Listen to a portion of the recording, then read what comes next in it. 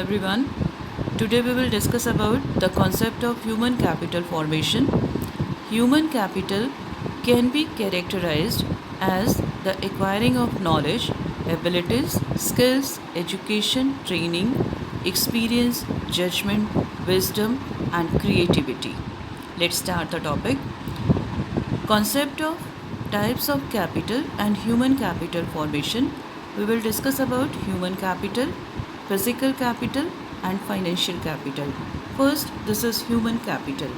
Human capital refers to the stock of skill and expertise of a nation at a point of time. It is the sum total of skill and expertise of engineers, doctors, professors, and workers of all types who are engaged or have the capacity and expertise to be engaged in the process of production. Now, what's about the physical capital? In economics, physical capital or just capital refers to a factor of production or input into the process of production, such as machinery, building, or computers. Now, what's about the financial capital? Financial capital refers to the stocks, shares of the companies, or these are simply financial claims against assets of the companies. Financial capital consists of titles of ownership of physical capital. So, human capital refers to the stock of skill and expertise of a nation at a point of time. On the other hand, physical capital is capital or a factor of production such as machinery, building, or computers. Then, financial capital refers to the financial claims or the titles of ownership of physical capital. Now, human capital formation. Human capital formation is the process of acquiring and increasing the number of persons who have the skill, education, and experience which are essential for the economic and political development of a country. Now, there is a difference between physical capital and human capital and financial capital. Dear students, it is very important topic. Physical capital refers to stock of produced means of production. It consists of machines, production, plants, besides the stock of tools and implements. An important characteristic of physical capital is that it consists of man-made things which are used for further production. Now, human capital refers to the stock of skill and expertise of a nation at a point of time. It is the sum total of skill and expertise of engineers, doctors, professors, workers of all types who are engaged or have the capacity and expertise to be engaged in the process of production. Then, financial capital refers to the stocks, shares of the companies, or these are simply financial claims against assets of the companies. Then, financial capital consists of titles of ownership of physical capital. Now, which of these three is more important? Human capital is the most important type of capital because it increases the production capacity of physical capital as well as efficiency of the financial capital.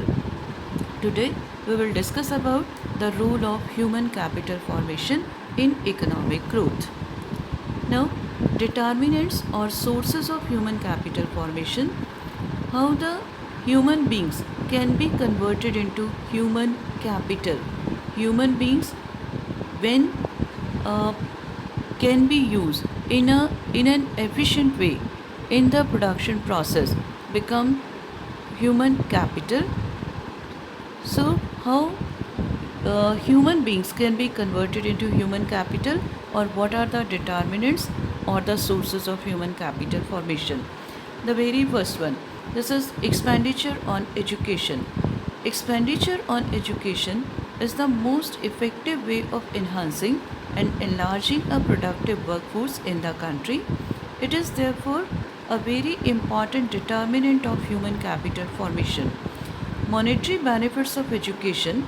in terms of earning of the educated person during his lifetime for exceed the cost of education, far exceed the cost of education. The difference between benefit and cost is an approximate market value of human capital formation. Means the monetary benefits of education are quite high as compared to the cost of acquiring education. Now, expenditure on health. This is again a very important source or very important determinant for human capital formation. Expenditure on health makes a man more efficient and therefore more productive. His contribution to the production process tends to rise. He adds more to GDP of the nation than a sick person. Expenditure on health, therefore, is an important determinant of human capital formation. It brings out the best of skills in human beings. Now, on the job training. On the job training helps workers to hone their specialized skills. It enables them to raise the level of their efficiency and productivity. Firms are always inclined to undertake on the job training programs because returns on account of enhanced productivity far exceed the cost of such programs. Expenditure on such training programs, therefore, is yet another important determinant and a source of human capital formation. In fact, on the job training means updating the acquired knowledge. In most of the private sector undertakings, on the job training programs are organized, and these are very important source of human capital formation. Now, study programs for adults. Other than formal education, at the primary, secondary and university levels, the government and NGOs organize study programs for adults with a view to making them proficient in their work areas. This enhances their productivity, serving as a source of human capital formation. It is again very important because uh, the study programs for adults provide informal education, that is, just the ability to read and write. Then, migration. Migration contributes to human capital formation. In fact, migration refers to the movement of people from less developed areas to more developed areas in search of better opportunities or in search of better facilities. So, migration contributes to human capital formation as it facilitates utilization of otherwise inactive skills of the people, or it facilitates fuller or better utilization of the skills. Migration involves first cost of transportation from one place to other, cost of living in different social environment, because gains of migration in terms of higher salaries are greater than the cost of migration, implying that migration leads to human capital formation through fuller and better utilization of skills. Dear students, one important aspect that you should keep in your mind, that internal migration, that is migration across the states or inside the country from less developed area to more developed areas, is very important because it facilitates the fuller and better utilization of skill.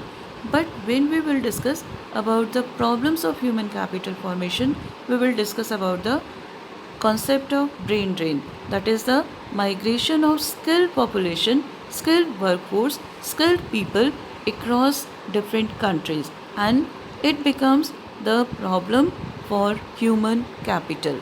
Now, the next topic, this is expenditure on information. Information relating to job markets and educational institutions offering specialized skills is an important determinant of skill formation. It enables people to actualize their productive potential. Accordingly, expenditure on information is another determinant of human capital formation.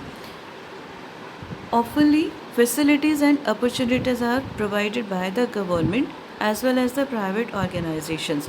But due to lack of information, the fruits, the benefits of these facilities cannot be taken by the people. That's why it is very, very important to make expenditure on circulating the information to the people related with these facilities. Now, there is a difference between human capital and human development. Again, a very important aspect. Human capital is a means to an end. Human capital is a means in the sense that it consists of skills as used in the process of production. It consists of know-how, abilities, and expertise used as input. Increase in productivity is the end result. Means this is just a way to get the success. And what's about the human capital development? This is the destination. Human development is an end itself.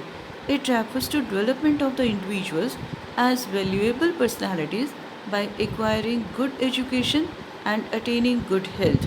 Human development occurs when more and more individuals in the society are educated, healthy, and skill oriented. Now, you can better understand the concept of human capital development in India. Dear students, on the basis of human capital index, India's ranking is far behind as compared to the other countries. It is approximately 101, means far behind many of the countries, because there is lack of education, lack of health facilities, and skill development among the people. Now, we will discuss about very important topic, that is role of human capital formation or human capital formation and economic growth. Following observation highlight how human capital formation contributes to the process of growth and development. The very first one is change in emotional and material environment of growth. Emotional means adaptability and then acceptability. If COVID-19 is there, we are very much aware about COVID-19. If we accept the problem and adapt accordingly, means it is very, very important to wear a mask when we are moving outside our home. Then this is the acceptance of the problem as well as adapting the situation. Now, human capital formation generates a change in emotional and material environment of growth. Emotional environment becomes conducive to growth as people tend to acquire growth oriented attitude and aspirations. Material environment becomes helpful to growth as the society now possesses higher number of skilled and trained workers to implement the plans and programs of economic growth. For example, today we are uh, dealing with online education. We have accept the circumstances, we are adapting accordingly. Online education is now uh, one of the major issue, one of the major challenge, but this is we are ready to accept the challenge. This is the emotional environment. And what's about the material environment?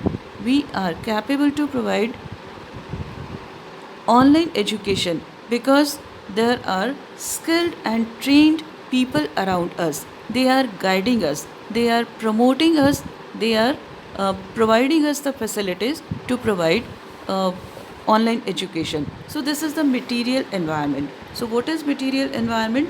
Material environment means higher number of skilled and trained workers to implement the plans and programs of economic growth. Now, what's about the innovative skills? Human capital formation facilitates innovations, the undercurrent of growth and development.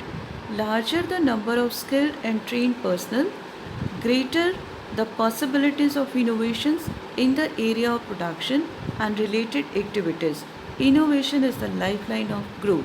Innovation means doing a thing in a more efficient manner, and when a person gets skilled, he will be able to adopt innovative technologies, innovative ways to complete a work, and That's why it is said that innovation is the lifeline of growth.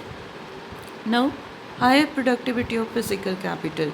Human capital formation increases productivity of physical capital, referring to output per unit of capital.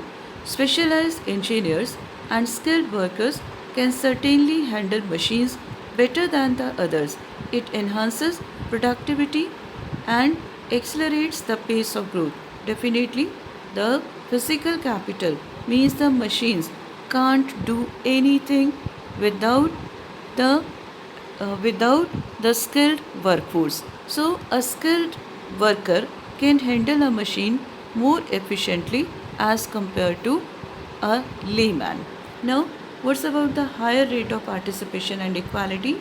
By enhancing productive capacities of labor force, human capital formation produces greater employment. This increases the rate of participation. Higher the rate of participation, greater is the degree of economic and social equality in the society.